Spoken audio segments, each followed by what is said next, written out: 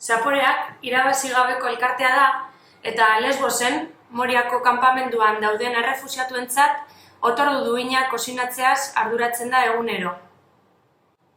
Lesbos, Turkiatik 10 kilometrotara dagoen irla bat da, eta duen hurbiltasunagatik Europako migrazio atea izan da beti.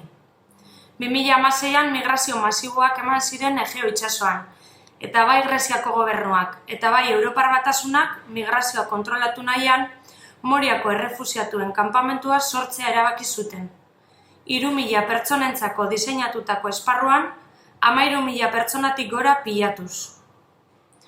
Gerratik, gosetik, torturatik ihesian zetorren jendea, oinarrizko eskubideak errespetatzen ez diren esparru batean bizitzera kondenatu ditugu. Ur korronterik gabe, argindarrik gabe, higiene punturik gabe, segurtasunik gabe azken finean. Irailaren 9 gauerdian sua piztu zen Morian. Kanpamendua guztiz kiskaliz. Geroztik, 13.000 pertsonatik gora daude aterpirik gabe errepidean lotan osasun naiz beste inolango asistentziarik gabe.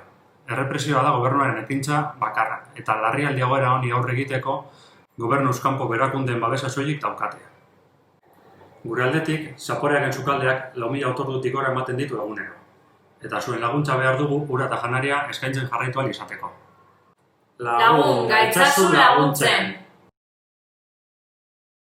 Honez gain, jakin, datorren asteburuan, irailak 25, 26 eta 27an, janari bilketa erraldoia antolatu dugula udalerrian.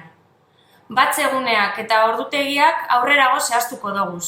Animatu! Eta zuk ere, duintasuna elika ezazu.